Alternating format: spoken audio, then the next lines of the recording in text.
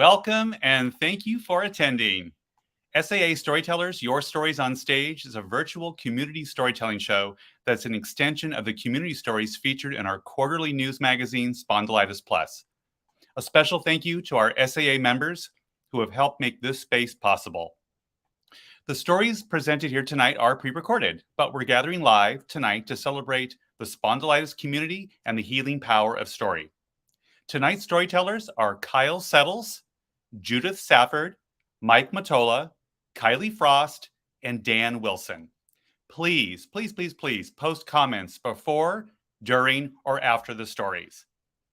Since our founding in 1983, the Spondylitis Association of America has been the face, the voice, and the leading nationwide nonprofit organization educating, empowering, and advocating for people living with spondyloarthritis. Our mission is to be a leader in the quest to cure ankylosing spondylitis and related diseases and to empower those affected to live their lives to the fullest. SAA has many resources. Just click the link in the chat to learn more. Okay, let's get started. Our first storyteller tonight is Kyle Settles. After spending his first 25 years in the Midwest, Kyle and his partner decided it was time for a change. Being extreme people, they decided to head to rural Alaska for 1 year. 9 years later, they're still there. Kyle has an amazing life partner as well as a 2-year-old son who joins him on his adventures. His biggest passions are trail running, kayaking, hiking, traveling, and coaching basketball. When he's not feeling active, you'll often find him sprawled out on the couch with a beer, trying not to fall asleep, and watching college sports. Let's hear his story.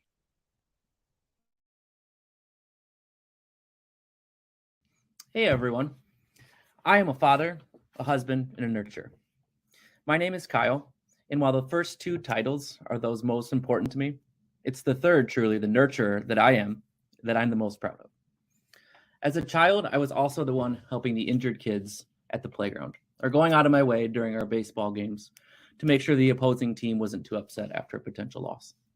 From a very young age, I had a knack for compassion and empathy. Those amazing traits came naturally, as seeing those around me suffer was an opportunity to practice both service and love. According to Merriam-Webster, the definition of nurture is to encourage the growth or development of.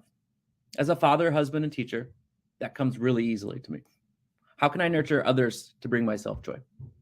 And because of that, I decided to get into education.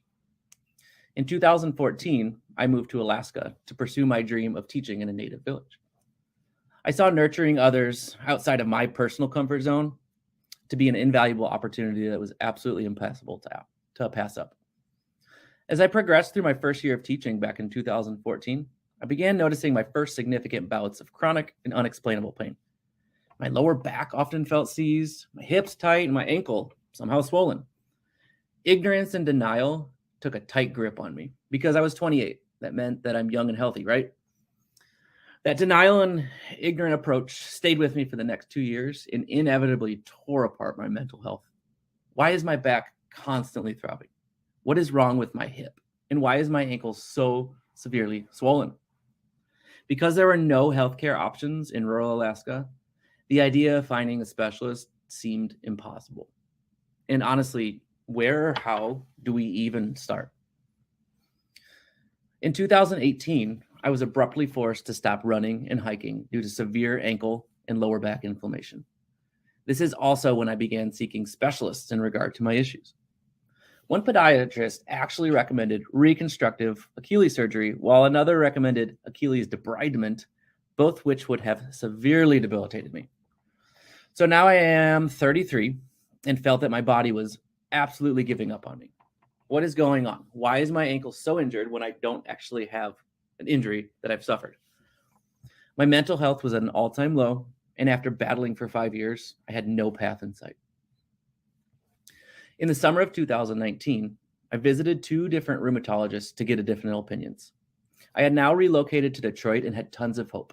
I lived in a land where there were medical facilities, and I must be able to find someone that can explain what's actually wrong with me. Well, I guess that was another ignorant thought that I had. After a slew of blood work and other tests, I checked out, and I even had one specialist tell me that it was most likely all in my head. Fast forward to January 2020, when I began experiencing incredible eye pain. It was as if a lens from a set of glasses broke and shattered hundreds of minuscule pieces directly into my pupil. Eventually, I visited an optometrist who treated me for uveitis, and it was in this beige and clammy office where my life forever changed. Upon returning the following week for the checkup, I was told that I tested positive for something called HLA-B27, which many of you might know is a protein that increases the risk for autoimmune disorders such as ankylosing spondylitis. So there I am with this complete stranger telling me that I have what? Ankylosing, huh? So after a very brief and somber medical definition of this disorder, I broke down into tears. For a solid 3 minutes, I wept in this clammy office alongside this complete stranger. When I came to, the doctor apologized to me with his gentle bedside manner that he was the one who had to break that news. Although I was mostly incoherent and a tearful mess, I absolutely remember what my first words were. Thank you. Thank you for validating my sanity and understanding my own body. Thank you for valuing me, a complete stranger, to follow up with this very unique test. Thank you for giving me hope. Thank you for giving me opportunity. And thank you for nudging me to step one in my new life. After 6 months of feeling sorry for myself, I finally sought treatment, both mental and physical. And after about 4 months, the physical treatment decreased both my low back pain and drastically shrunk the inflammation in my Achilles. I am also grateful that I decided to seek therapy, as the mental health treatment has provided me with so much necessary clarity and reasoning through this journey. On October 9th, 2021, I decided that I was ready for an adventure. I felt that my body can handle it, and there I went. After not being able to comfortably hike or run for over 3 years, I successfully went for a 2-mile run. And if you're a runner, you can imagine that the runner's high that created. From that day, I continued running 3 to 4 days a week for 6 months solid. And guess what? 0 pain. My body was working again, and my mind was as clear as it's been in over a decade. After 8 months of consistent running, I knew that my body was ready for an accomplishment and celebration. So like any mad person, I really dug into training for a half marathon. Running in Alaska does magical things to your spiritual and mental health. And as of September this year, I can say that I have completed a half marathon. Because I have learned to nurture myself, I recently signed up for a full marathon next June, and my mental health is as strong as it's ever been. When we think of that word that I started with, nurture, we automatically assume that we are looking for ways to nurture others. How can I help this poor stranger? What can I do to help this child living in fear? And how can I support those in need that need to feel loved? I am a nurturer, and I have learned along the way that I have chosen to nurture myself. My fragmented journey with AS began nearly a decade ago, and through education, patience, and nurturement, I have become a warrior who has chosen to turn their AS into a superpower that helps me advocate for myself and others. Thank you, guys. Hey, Kyle. Hey, Sean, good to see you. Good to see you. Thank you so much for sharing your story on SAA Storytellers. Absolutely. Glad to be here. Oh my gosh. So I have to ask you, so talk to me about runner's high. What is it like for you? Yeah. So after not being able to run for several years, I had the opposite of runner's high, where my mental health was just really deteriorating. So just that first experience of running after a couple years, it's clarity. And so like runner's high to me is just clarity. It feels like, all of the day-to-day stuff that just bogs you down was just completely removed, and you're running with a smile. And so like even running today, I get that after a few miles, and it's really hard to stop because you just want that feeling to continue, and it's great. It must have been really hard when you were working through your diagnosis and all the other pain to not have that runner's high at your command, right, when you needed it, correct? Yeah, it was a big challenge. It was a big challenge for me, especially in rural Alaska, where opportunities are limited, to find sanity and to find peace. So getting back to that was a huge highlight, definitely. So I want to switch gears just a little bit, but not too far. Mm-hmm. So tell me about your care team. Like, who supports you? Who makes it possible for you to do the things you do? Well, certainly my partner, Amy, my wife. I would not be here today without her. She's the one that gently nudged me into therapy over several months. My son Jack, who's going to be turning 3, he was honestly probably the biggest inspiration, because once he was born, I made the connection with my body and not wanting to, have it deteriorate rapidly. And so taking care of myself became, the top priority for Jack, so I could do these things that I love with him as he progressed.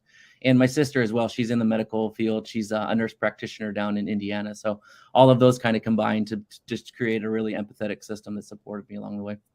Awesome. I have one more question for you. Okay. So for anyone who's starting a journey similar to the journey you've been on, what's like one word or phrase or something you would tell people? To be persistent.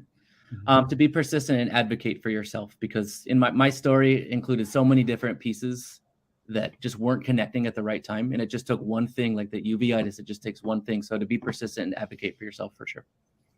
That is perfect. Thank you so much, Kyle, for being part of SAA Storytellers. It's been a pleasure working with you. Absolutely, Sean. It's been great. Thanks for having me. Have a good day.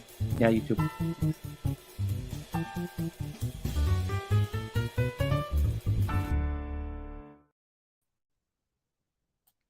A big thank you to Kyle for sharing his inspiring story and being part of SAA Storytellers. In addition to sharing his story on SAA Storytellers, Kyle is raising funds for SAA, and I'll put a link to his fundraiser in the chat. Okay, our next storyteller is Judith Safford. Judith was born and grew up in London in the 1960s and 70s, and in the early 80s, she studied economics and sociology at Freiburg University, completing a doctoral degree in public finance. In 1995, she returned to Switzerland and worked for different nonprofit organizations until the health problems which had periodically affected her since her early 20s became too severe to work full-time. Judith now works independently as a consultant. Her particular interest is in the representation of patient interests. She believes that healthcare would be improved by listening more to the people who use it and giving them a stronger voice in developing and managing healthcare systems. In May 2021, together with 3 colleagues, they established the Ruma Cura Foundation for Patient-Centered Arthritis Research. With this organization, she wants to help make the changes that she believes would improve research. Let's hear her story. Hi, I'm Judith, and like most of you, I'm a spondy.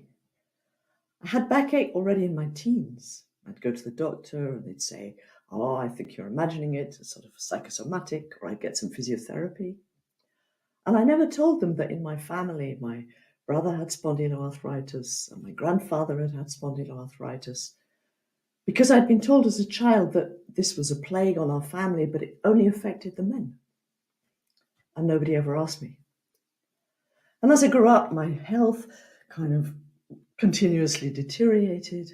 I had a lot of gut pain, and at some point I had to have quite a big chunk of my colon removed because it had kind of fallen apart. And then I broke my hand, and in the course of treatment, they discovered that I had nearly got osteoporosis, and I was only 44. So I knew that things were wrong, but I didn't know what, and I didn't feel I was really taken seriously or understood. I changed doctors, and I found finally a general practitioner who asked me about my family history. And then he tested for HLA-B27, which is a gene that a lot of people with spondyloarthritis have. And when it was positive, he sent me to a rheumatologist. And so at the age of 55, I had my diagnosis: spondyloarthritis with the combination of Crohn's disease that explained my gut pain. And I started with anti-inflammatories and they didn't work. And then I had methotrexate. And then I started on biologicals. Wow. And within days, I felt better. And within weeks, I was walking and hiking. And I tell that story in a TED Talk. But the story I want to tell today is about something that happened 4 years later. I went for my regular mammography scan, and it came out that I had an aggressive form of breast cancer. And the doctors wanted to operate within 2 weeks. But they reassured me that they'd found it very early, so I could expect a complete cure. And you know what?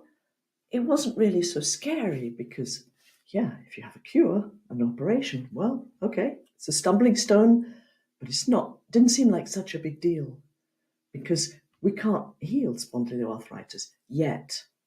And this is the marvelous work that SSA are doing to find better treatment and a cure. So I had the operation, and the doctor said, well, you've got to stop the biological you're taking. And I thought, yeah, okay, makes sense. And I had the operation, and then they said, I wanted to start again. And said, no, you've got to stop it forever. And I got to see a rheumatologist, and I was kind of speechless, like now, second opinions. And I couldn't understand that these guys who knew about people like me and who knew what it means when you live in pain and you live in exhausted all the time, and then you find a treatment that you get your life back, and then just to say, no, you've got to stop it again because it might make the cancer come back. They just didn't get it. So I talked to my oncologist, and she got some papers and she found some evidence because, yeah, the problem with TNF blockers, which is what I was taking, is TNF means tumor necrosis factor, so kill the tumors. So it's a protein that we believe reduces the dangers of cancer. So obviously the recommendation was, if you've had cancer, you don't want to take something that reduces your defense against cancer.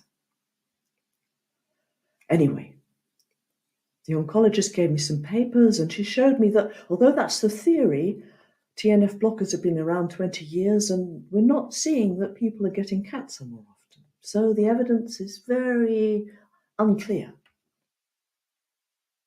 But it was still a hard choice. Do I stop the biologicals, as the doctors say, and perhaps are less likely that the cancer comes back, but I have almost certainly the spondyloarthritis and the Crohn's disease will come back?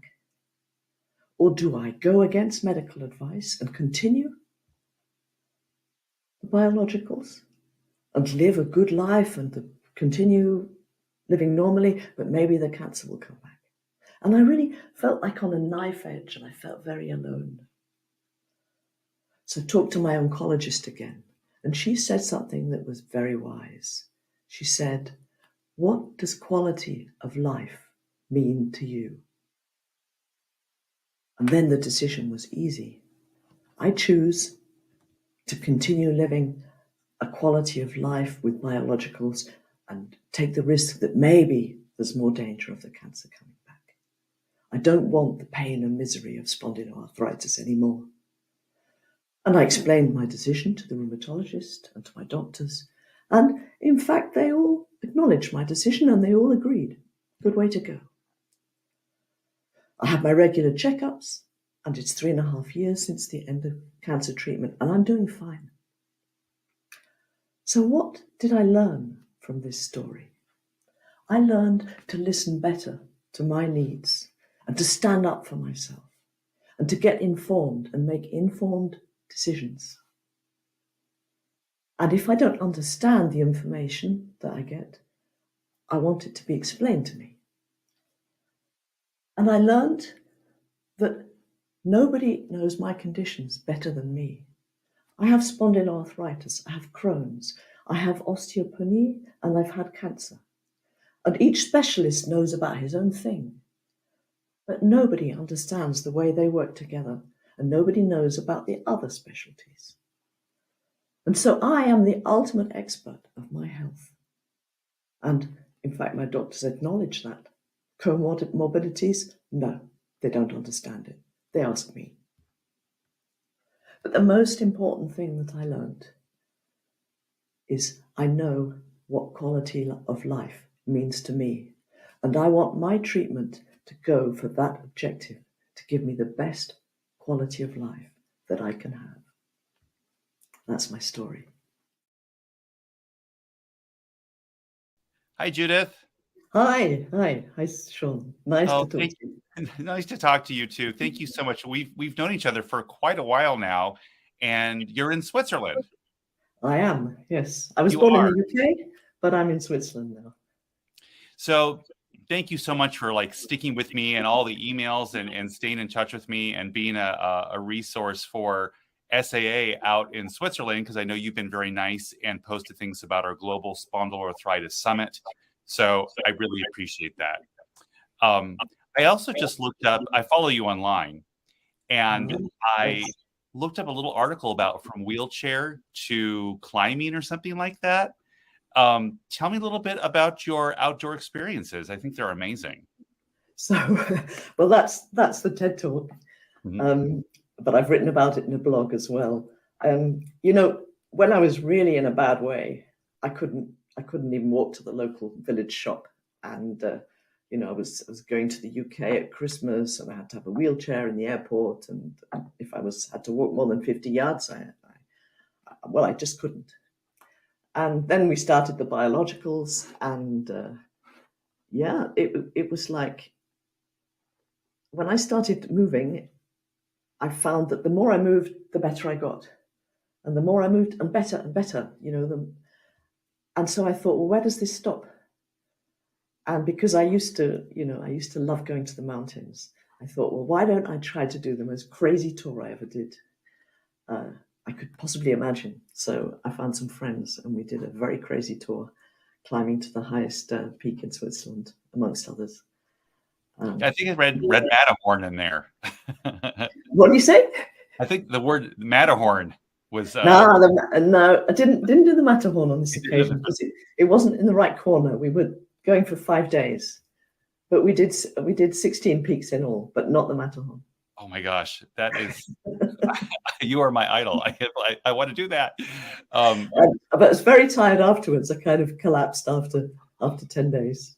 It Wow. was weird. It was weird, but I don't know. I was so empowered by the discovery of my life again after decades of pain and misery and not being believed. It gave me a special power, a special energy.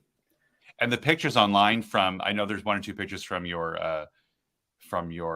excursion, which they're really cool. They're just scenic and beautiful. I want to switch gears a little bit because I know you're very active in the spondyloarthritis space in Europe. You have a blog, which I enjoy and I read all the time. And I think you also have a foundation. We'll put links in the chat during the show, but I want you just to talk about them just a little bit to let people know who you are.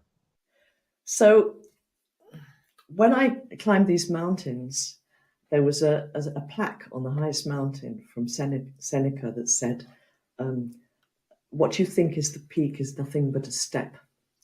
And that kind of got me thinking. And I was thinking, yeah, that I've not finished now. What's the next thing?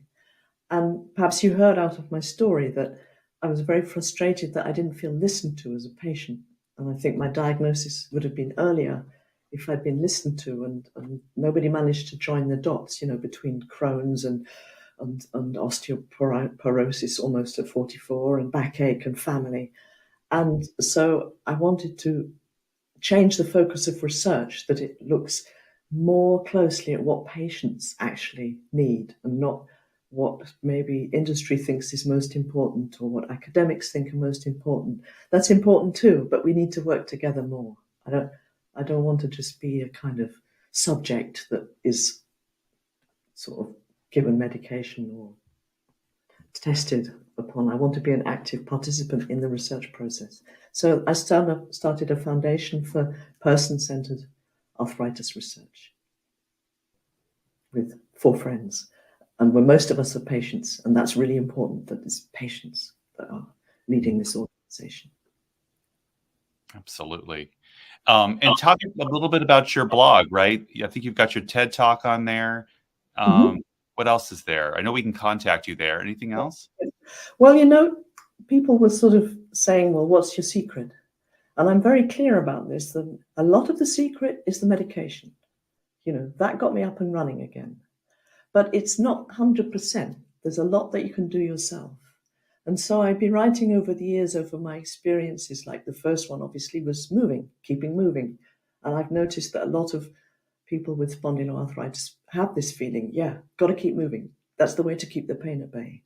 But there were also things with my gut problems where I found that diet had an influence. I mean, these are things that you also talk about at SAA, and it's fantastic.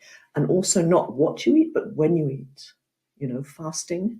The Salk Institute has done some very interesting work, which is very relevant for people with spondyloarthritis, and meditation and stress reduction. And so I'd write about those different experiences and try to integrate them to, you know, to spread the word. And the other theme is really patient empowerment, and take your power because you are the expert. I think that is the perfect place to wrap up our chat. Judith, it has been such a fun ride with you. I feel like I've truly known you. I have actually known you for several years. And you're such a good friend to SAA and a great friend in Europe for us and a great voice for folks living with spondyloarthritis. I'm so grateful for you and grateful for your time to be on SAA Storytellers. And I hope you have a great day. Thanks for doing this. Thank you. Thank you too, Sean.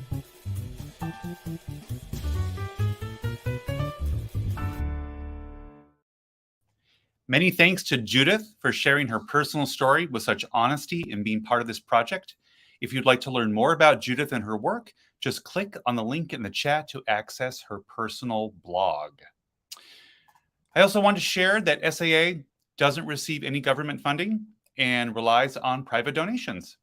Funds received help sustain programs like our National Support Group program. I'll put a link in the chat to our donation page if you'd like to help SAA fulfill its mission. You can also volunteer, give a gift in memory or tribute. There are so many ways to support SAA. Okay, our next storyteller is Mike Mottola. Mike was born in Long Beach, California. He grew up in Downey with 4 sisters and 1 brother. Mike attended St. John Bosco High School and California State University, Long Beach, where he received a BA in Recreation Administration and attended Loyola Marymount University, earning an MA in theology. Mike worked with the Catholic Archdiocese of Los Angeles and the Diocese of Honolulu with youth, summer camps, and young adults. The last 28 years, he worked at St. Monica Church in Santa Monica, California, as the Director of Administration. Mike resides in Long Beach. He's widowed and has 1 son. Let's hear his story. My experience of AS was and is a progression of 3 primary symptoms that appeared at different times of my life over 15 years before I was diagnosed with AS. And here's how it started. I'm 19 and talking to an Army doctor is the final part of my physical before being drafted and sent off to the Vietnam War. Had a low lottery number. What is that? He asked as I point to a scabby lesion on my medial malleolus. That's a bone on the inside of your ankle. I don't know. And I really didn't know. Well, we'll give you a 6-month deferment and go have a dermatologist check it out. In that 6 months, the Vietnam War and the draft ends. This meant I could continue with my college education and avoid a war with my own conscience about war. So in a way for me, this scabby lesion on my foot was a silver lining of what would be my first major symptom, unbeknownst to me, of AS, and that was psoriasis, inflammation of the skin. 12 years later, scaly patches are all over my back, stomach, legs, and scalp. Constant itching, scratching, peeling flakes of skin everywhere. Treatments include all sorts of creams, ointments, and shampoos. As it gets worse, 1-hour tar treatments in the doctor's office, then light treatments in a sci-fi light machine, even pills that make my skin more light receptive. It turns out the best treatment is ocean swimming and beach sunbathing, 2 of my favorite activities, especially body surfing.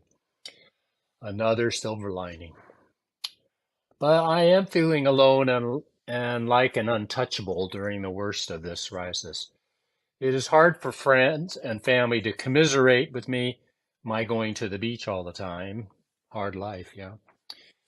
While this is going on, I wake up in the morning. One day, sunlight hits my eyes. with excruciating pain in my eye. The first moment of the second major symptom, iritis or uveitis, inflammation of the iris. In addition to many trips to the dermatologist, I'm now frequenting the offices of ophthalmologists. And the regimen of frequent eye drops is not so bad, but now I'm in my fourth episode of iritis, and the major problem of blurriness in my eyes is getting so bad I'm having trouble seeing while driving at night, and oncoming headlights appear as starbursts. I learned the inflammation has traveled to the back of my eyes, causing retinal swelling. This second symptom of AS has given me lots of stress and fear about my condition and what the future of my eyesight will be. I also learned that I have developed cataracts in both eyes at age 36. The retinal swelling requires shots into my eye. Not so bad. The cataracts require surgery. But after all these treatments, another silver lining emerges. My vision becomes 20/20 when corrected with lenses. And I also find myself meeting people facing cataract surgery with some trepidation. I'm able to ease their anxiety sharing my results. I'm now in my early 40s and having joint pain, range of motion difficulty in my neck and back, swelling in my elbows and knees. I'm stiff, limping, can't run or cycle like I used to. This is very disconcerting to me. After visits to the chiropractor, orthopedic doc, and finally a rheumatologist, a new best friend, I learn I have psoriatic arthritis. And the puzzle of AS is completed and verified with a simple blood test finding the HLA-B27 gene component in my blood. I've frequently asked myself, why do I have this weird disease? No one in my extended family has any of these symptoms. The first treatment and advice from the rheumatologist, other than a few pills and supplements, is to keep moving, exercise, swimming, stretching. I love to do those things. Another silver lining. A few years later, I'm introduced to biologics, aka TNF blockers, self-administered injections. I am amazed, almost overnight, the physical manifestations of my symptoms disappear. I'm amazed, but skeptical that this can last. And the worry of possible side effects is always there. So I wonder, should I take this medication or turn to holistic naturopathic approaches as some family members suggest? Well, I do both to optimize my health. Eat healthy foods, exercise, some supplements. I do breathing meditation to move toward acceptance and hope about my disease. There's also a worry about how I can continue to pay for the medication. So I am grateful to the manufacturer of my injections for help in this regard. As I've hinted, it's been pretty much a solo journey. My wife is understanding and supportive in married life with an adopted son with ADHD and short bowel syndrome, and work in church administration goes on with even greater concerns and challenges than AS for me.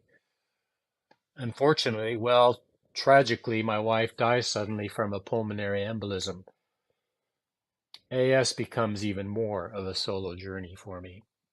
But I receive such great support from my church and meet lots of fun neighbors here in Long Beach for a great social life. And fortunately, in the 12 years following this tragedy of my wife's death, my health continues to be good with no side effects from the drug. A very wonderful silver lining from all this is a strange coincidence. My adoptive son, who is now 29, after experiencing lower back pain and showing inflammation in x-rays, and my urging him to visit my rheumatologist, a blood test, he learns he has ankylosing spondylitis. How does this happen? Well, I guess I was really meant to be his dad, and I'm able to guide him and support him in this disease with some understanding. I really try to find the silver lining in all life setbacks. What helps most is something I've learned in the spiritual exercises of St. Ignatius called the Daily Examen. I reflect at the end of the day about all the graces and blessings, big and small, sweet and semi-sweet that I've received that day and write them down in a journal and savor them. I certainly would not wish this disease on anyone, and I know it is different for each person, but there might be some silver linings in it for you.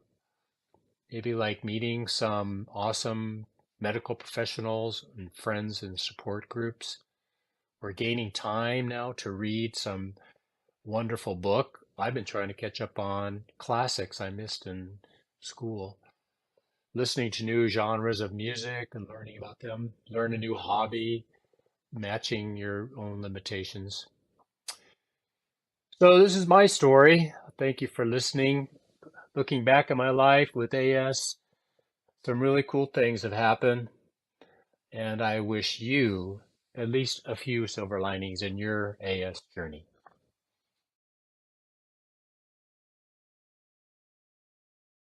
Hi, Mike. Hi, Sean. Thank you so much for sharing your story. How do you feel? Well, you're welcome. I feel great. It was a wonderful opportunity to share my story. So I know we've been working together for a few months, and thank you so much for agreeing to be part of this project. You told me a little bit about Hawaii and all things Hawaiian, and I think you have something to share, correct? Yes, I do. I fell in love with Hawaii. I lived there 3 years, and I just loved the culture and learned so much. And I saw really authentic cultural activities, dance and music, and just love it. Still love it. And so I've had an opportunity to be a part of learning hula here in Southern California. So I am a hula dancer. I've been a part of what they call halaus or hula schools and performed even in hula competitions.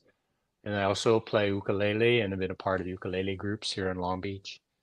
And that's just brought so much joy and kind of a therapy for me, even through this AS. And after my wife died, I just really got more into that. So it's been a wonderful thing for me. I was going to ask you about the hula. Do you find that helps with your AS and keeps you moving? Oh, definitely. It does keep me moving, and it's gentle. Although there are some moves in hula that the ancient style that are more rigorous, and I don't like getting down on your knees, and that's a little hard. But the teachers are all, for us older dancers, we can remain standing, and it's generally very gentle movement, but you do got to move your hips and be loose. So Right. it How long also have you does been help. doing this? So I've been doing this for about 11 years. Yeah, 10 years. Oh, Yeah. awesome. Awesome. So the other thing I wanted to touch on real quick. So thank you so much for talking about psoriatic arthritis. And we haven't had many stories about psoriatic arthritis. And this weird generational thing that happened with your adopted son who also has AS. So Yes. what's it like to be there for him? I'm sure you're giving him some shortcuts and things that you didn't have help when you were younger, correct? Oh yeah. So he doesn't have many symptoms, just lower back pain, and but I help him with managing that and the medication, the injections, and how to properly deal with those. So um, it's been good. I understand his pain.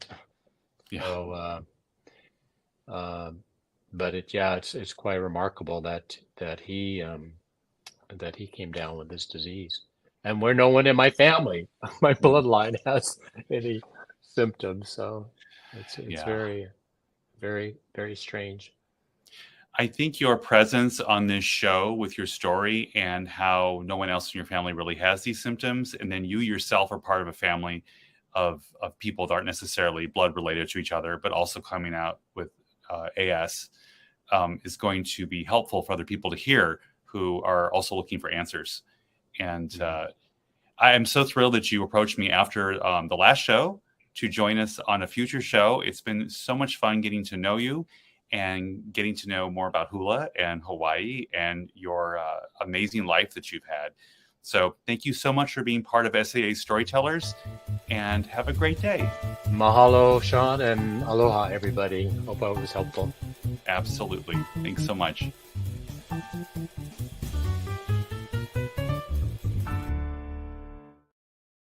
A big thank you to Mike for sharing his touching personal story.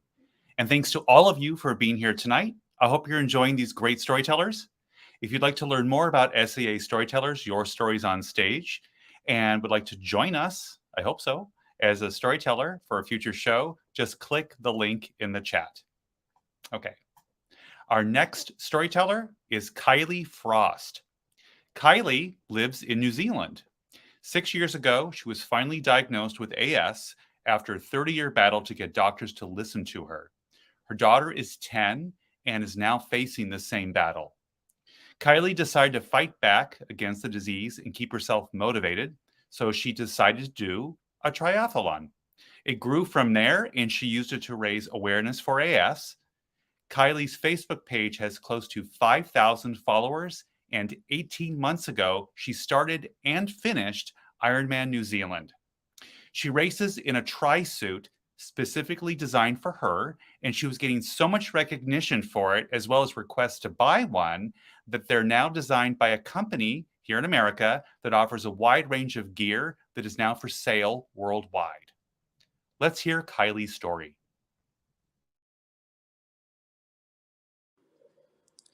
My name is Kylie Frost. I live in New Zealand. 6 years ago, I left my rheumatologist's office with nothing more than advice. Over 30 years of searching for an answer, and I finally had a diagnosis: ankylosing spondylitis. But there was no cure. I didn't qualify for biologics, which might have helped slow the progression, and anti-inflammatories were not stopping the terrible flares I was having. The only advice I was given was to find a physiotherapist with a diploma in manipulative therapy. There was one attached to the local swimming complex. Over the phone, I explained I had ankylosing spondylitis, and to my surprise, he knew what it was. The first appointment didn't go very well. He had a program already written up that he ripped up and he put in the bin. He gave me a very stern lecture about how much effort would be involved. I believe his words to me were, "Nobody can do this but you." His advice was to do simple stretching in the hydrotherapy pool 3 or 4 times a week, as well as balancing exercises at home every 2 hours. The next day we met in the pool, and he started me walking up and down in the warm water, doing some stretches for my ankles and my hips. He made me promise to do no more than 20 minutes and to ring him the next day if my body reacted. He also strongly advised no swimming. I started going to the pool several mornings a week. I noticed my energy levels were a little bit better. My upper back wasn't hurting quite so much, and the numbness in my left arm had started to settle. Each session in the pool, I added a little bit more, being careful not to overdo things. Getting up at 5 a.m. was really hard at first, but I found on those days my pain was a lot less. I was so excited the day I swam 750 meters without stopping. One day as I was leaving the pool, a young girl at the front desk asked me if I was training for something. I mentioned that years ago I had looked at doing a triathlon. I didn't own a bike, and my ankles were so bad that walking was hard, let alone running. She called over the manager and asked if she could give me a 2-week pass to use the full gym to see how my body would react. I could try using the machines and the bike and maybe even the treadmill. By now I'd been swimming for a couple of months, and the idea kind of festered. Could I do a triathlon? It would give me a goal. So I went home all excited and told my husband that I was doing a triathlon at the end of the year. That went down like a lead balloon. He said there was no way he could ever support me doing anything like that. He was afraid I'd get hurt, that my body wouldn't cope, and he wouldn't talk to me about it. As the months progressed, I started to get better at swimming and I got stronger. I went to the gym for 30 minutes before my swims and I did some weights and I used the bike and occasionally even the treadmill. I made sure to take things very slowly. My husband saw the positive effect that the training was having on my life. He bought me my first bike for Christmas, and the following March I did a short triathlon with my husband by my side supporting me. One day he mentioned he had entered Ironman. Over the next 9 months I watched him train and finally complete Ironman New Zealand in Taupo. An Ironman is a 3.8 kilometre swim, a 180 kilometre bike ride and a 42.2 kilometre run. After watching him finish, a little voice whispered in my ear, "You could do that." So I started to train a little bit more and I looked for a coach. It would take a very special person to get me to the finish line. I met Tony. I explained to him what AS was and he didn't hesitate. His only advice was that I would need to train a little bit differently, but he had no doubt I could do it. Over the next few years, I got stronger and I was able to do more. I completed several half Ironmans, working closely with Tony and my physiotherapist. In June 2020, Tony passed away suddenly and I was heartbroken. My husband's coach stepped in and Ironman New Zealand awarded me their annual scholarship. I was even more determined to do it for my friend who had always believed that I could. On the day of the race, I carried Tony's photo with me in a locket around my neck. I finished the race in 16 hours, 58 minutes, and 50 seconds, with just 70 seconds left till I timed out. I was surrounded by other athletes, my husband, and Andrew, my new coach, who had helped prepare me for one of the hardest things I had ever done. As I crossed the finish line, I thanked Tony for his belief in me all those years earlier. I now have a Facebook page raising awareness with nearly 5,000 followers. My journey has inspired others to achieve their own dreams. My husband still worries about me getting hurt, but he has learnt in the last few years that I am determined enough not to let anything stop me. He is my biggest supporter, and I know that no matter what the next goal is, he'll be right there with me. Hi, Kylie. Hi. Thank you so much for sharing your story. And by the way, my condolences to your coach who passed. Thank you. You have an incredible story, and I know that you also have an incredible cause, running apparel, workout gear project going on. I'm really messing this up. You could probably talk about it better than I can. So what is it? I think you might be wearing it. Explain it to us a little bit. Yes. When I first started racing, our local companies supported me by creating some gear that I could wear, and it said, "Kylie's race to beat ankylosing spondylitis." On the front was the blue ribbon for ankylosing spondylitis, and on the back was a skeleton. And I was asked multiple times at different races where people could buy it. So now there's a company in America who actually makes it to order. We have shirts, we have cycle gear, we have triathlon gear, and it's all raising awareness. And the only change they've made is they've taken my name off, and it says "My Race to Beat Ankylosing Spondylitis." And I have people in New Zealand, America, Australia, racing with the skier now. And everyone who does is helping raise awareness. Wonderful. And you know what we're going to do is we're going to put a link in the chat so people can see this gear and pick it up for themselves and support you and spread the word. Is that okay if we do that for you? Yep, that would be awesome. Absolutely. Now, you also mentioned, I think, are you coaching now as well? Yes, I've just started out. Basically, here in New Zealand, I'm a registered triathlon coach.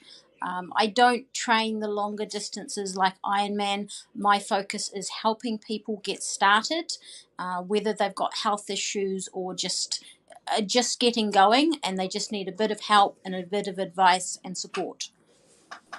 That's wonderful. Hey, I want to switch gears just a little bit. Talk to me about your husband and the support he gives you. None. Oh, come on. That's not true. That's him in the background. He does his own Ironman races, and anything I want to do, he's the voice of reason, trying to slow me down so I don't hurt myself. But no matter what I want to do, he's always there. He's always supporting me, and he's always telling other people about the disease and how it affects me, helping raise awareness as well. He makes sure that I eat right and I sleep well and I get enough rest and I have enough support around the house, that kind of thing, as well as the training. So I'm so glad you did a story on SAA Storytellers because it's a wonderful voice to hear, and I love your story. I was hoping, before we say goodbye, what would you tell other people that were interested in doing an Ironman that had, not done this before, or, you've been through the process? So, I mean, like some key words like patience or any good words of advice? Very definitely patience. Mm-hmm. It's not, I believe it's something that pretty much anyone could do, but you have to really want to. You have to have a good support network around you with your family, because it takes a lot of training, and it is doable for most people. It's one of the greatest things I believe achievements that most people would ever manage to do. But it takes time, it takes patience, and it takes knowledge for your body, what you can do, what you can't do. Yeah. And I assume lots of strength work. I assume a good medical team is there to help you as well, right? Yes, I'm very, very fortunate. I've got a brilliant relationship now with my physiotherapist, the same one I started off with. Mm-hmm. He literally is just a text away if I need help, as well as my doctor and my previous coach, Andrew. So I need anything, and yeah, I've got people in the background supporting me, which is amazing. So Kylie, before we say goodbye, I just want to say how touched I was having Tony's picture around your neck and crossing the finish line. I feel like a lot of people do that a lot of the time for a lot of different things and don't really talk about it.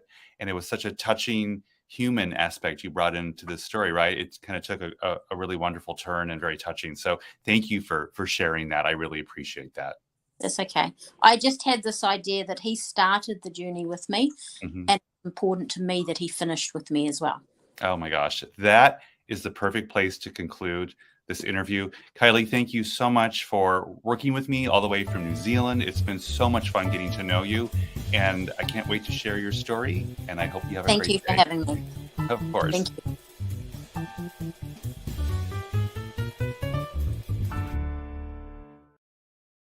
Many thanks to Kylie for sharing her touching and motivating story. Thanks for being part of SAA Storytellers. If you'd like to follow Kylie online and learn more about her race to beat AS, just click on the links in the chat. Okay, before I introduce our final storyteller of the night, I wanted to share that we welcome your feedback. Please take our post-SAA Storytellers presentation survey. This is also an opportunity to contact us with your interest in being a storyteller. Okay, our last storyteller of the night is Dan Wilson. Dan is a SAA support group leader and runs our support group in Lansing, Michigan. He has a marketing, management, and sales background. Dan has also had a variety of nonprofit volunteer experience as a York Rite Mason, a Shriner supporting the Shriners Children's Hospital, as well as supporting Michigan Masonic Charitable Foundation. Dan enjoys the outdoors, family time, going to movies, card games, playing chess, and taking event pictures. Golf and bowling have become limited after losing spinal flexibility in late 2015 due to AS. He welcomes people with questions to reach out to him and connect with others living with spondyloarthritis in Michigan. Dan says, come and join us during our meetings. If you'd like to join any of our national support group meetings, just click the link in the chat. Okay, let's hear Dan's story.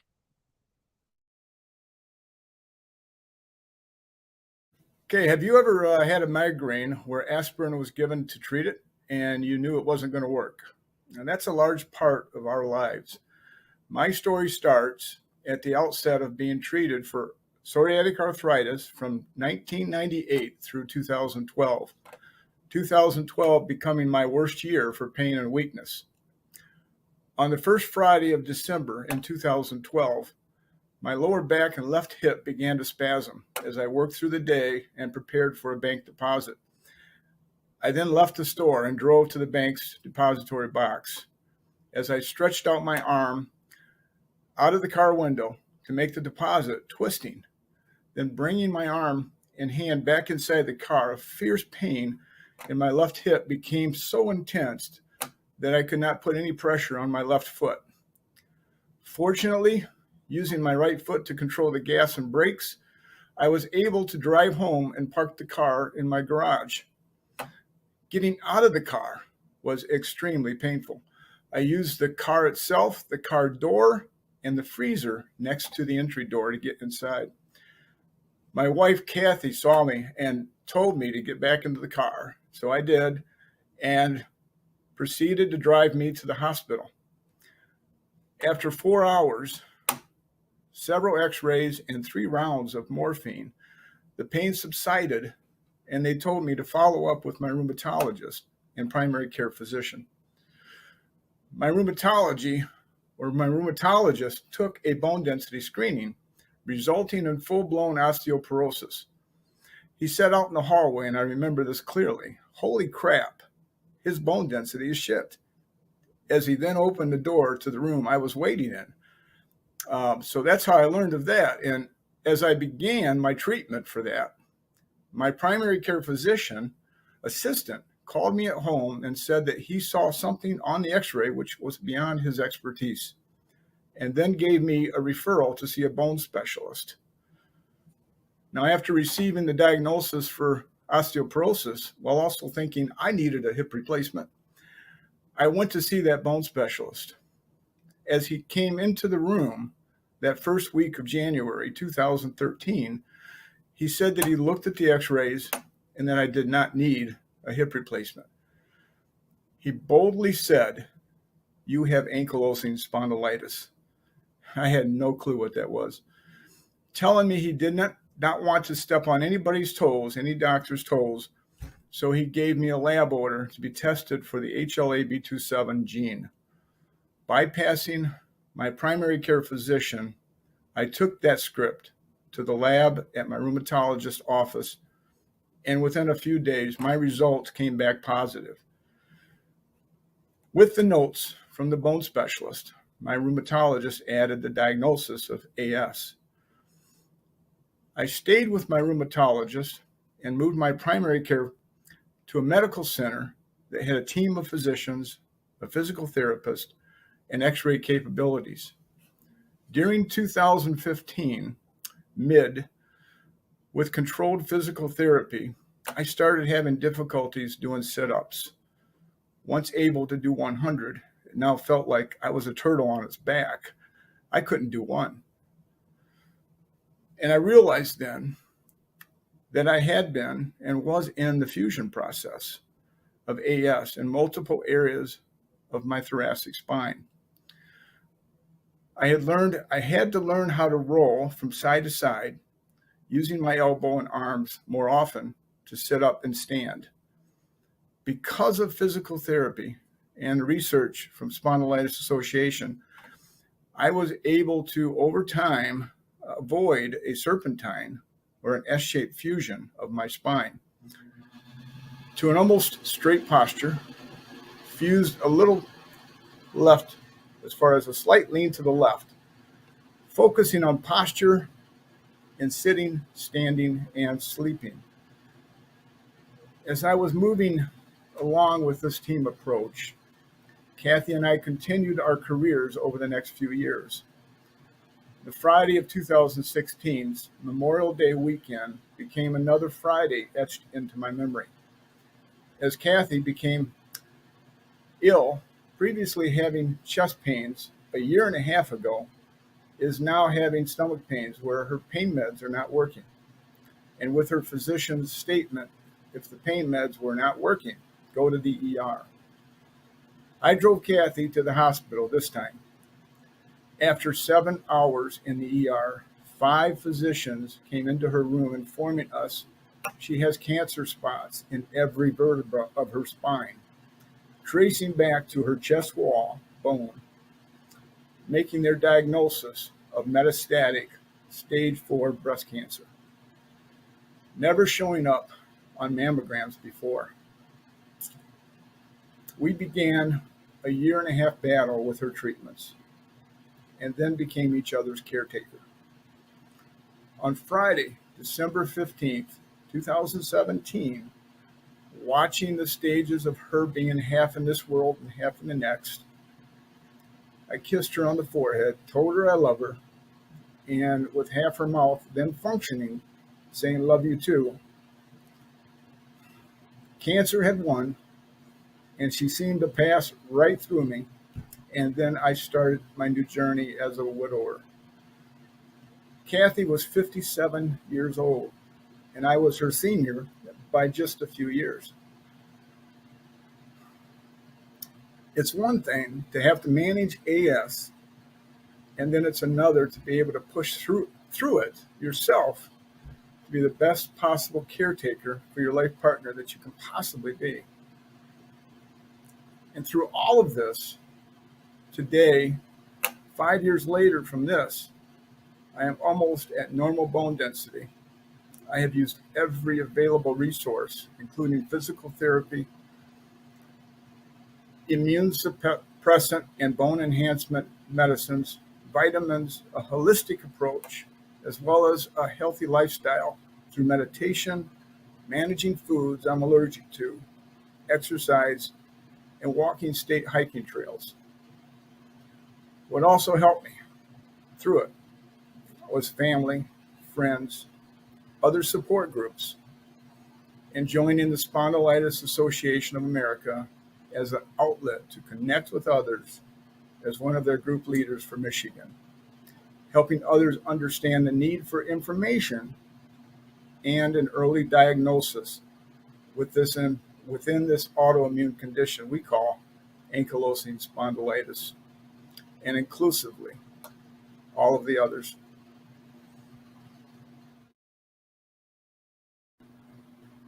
Hi, Dan. Hi, Sean. Thank you so much for sharing your touching story. How do you feel after telling it?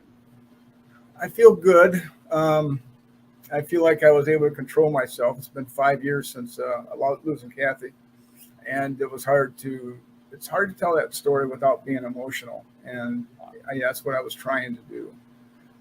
So yeah, I'm doing pretty good. It's been 5 years since that incident, and I'm holding up pretty well. It took me 2.5 years to even start, finding myself again. So it's like I lost half myself, when that happened. So it's kind of like health. When you lose half your health, it's kind of like losing your spouse. Yeah. You lose half of yourself. When you're married, you're one. You become one. And then all of a sudden you become a half. And that's the hardest part to try to get over, is that half. If you feel like a third wheel, in different circumstances, you don't feel like you're understood anymore. And it really takes a toll on you the first year or two. after finding stuff out like that. So it's a wonderful, touching tribute to your wife. So thank you so much for sharing that. yeah. I want to switch gears just a little bit. I know you're a support group leader, and tell me what it's like to be a support group leader and what drew you to it in the first place. Well, it was a great experience, and I'm still really enjoying it because you get to talk to people like you who have this disease. So you get to sit around and tell stories and basically compare notes, and you get to use those notes. So it's like I'm letting people talk, and they're listening to me, and we're going back and forth, developing some sort of statistics of different conditions around the ankylosing spondylitis. Like certain people have allergies, certain people have diabetes with it, and we get to experience what we do to basically control those things that could be triggers or be an additional thing you have to deal with. There was one guy I remember who called me up when I first started, and I started the support group in January 2015, and that was when I was starting to fuse in mid 2015. So I was learning, and one guy just totally blew me away. He says, "Dan," I said, "I just want to talk to people that have this. That's it. I just want to talk to people that have this." And it was so right on. We learn from each other. We're a community, and that's what you have to do. You have to develop your own community, your own support network, your own friends who understand, and it can help, and you can help them. You know what? That was so well said, Dan. I don't have AS, and we rely on people like yourself who do have AS, who know what it's like and are able to really share that peer-to-peer connection in our support group. So I thank you for being a support group leader. And I know you do a great job. So I want to switch gears one more time. Okay. And tell me a little bit how you personally handle stress, because there's a lot of stress in your story. You don't really talk about stress in general, but listening to your story, you can feel that it was a stressful time. How do you handle stress? Stress is interesting. Like with losing a spouse and like with losing your health, you're constantly trying to find yourself. That is part of it. You have to find yourself individually as a whole, So it's like, even if you feel like you're a half a person, you have to focus on yourself. You have to love yourself. And that takes a lot of forgiveness, I think, is probably key, because you can't forgive yourself for what you have. It dilutes it. It basically fragments it, the sincereness of forgiveness. And you have to go back into your entire family line and forgive everybody who's in your family that's ever possibly had this or didn't know about it or how they were treated or whatever. And I call it static, because you can get into this darkness. And if you're thinking all this stuff like blame and this and that, and it's like you're angry and you're uncontrolled inside, you develop this static inside. And you have to roll that up into a ball and just throw it out to the wind. And I do a lot of meditation to try to control those thoughts, and it helps. I had to go back to when I was a kid and actually look at songs that I liked back then, and looked at how I was back then, and pull that forward to try to find myself again. And I think it's a lot of self-awareness, and it's a lot of just treating yourself good, better. Love yourself. You can't love others if you don't love yourself. So that's a large part of it. And you have to look at the static inside, the blame, I call it. You have to try to minimize that, because it's not their fault. It's not your fault. You have to be able to move on. Yeah. And I actually, Dan, that's probably a perfect place to end this interview. Exactly. All right. Forgiveness, which I think is brilliant. Dan, it's been so great getting to know you better, and thank you for sharing your story on SAA Storytellers, and thank you for these wisdom, wise words you're giving us. I'm so grateful that you're part of SAA, and I hope that you enjoy doing this. And I thank you very much, and I wish you the best of luck. You have this happiness, and keep that happiness. Keep that or if anybody tells you don't be happy, don't listen to them, because that's their problem. You're so kind. So Thanks, Dan. keep the smile and keep the cheerfulness and keep moving on. Thanks, Dan. Thank you so much and have a great day. All right. Thank you.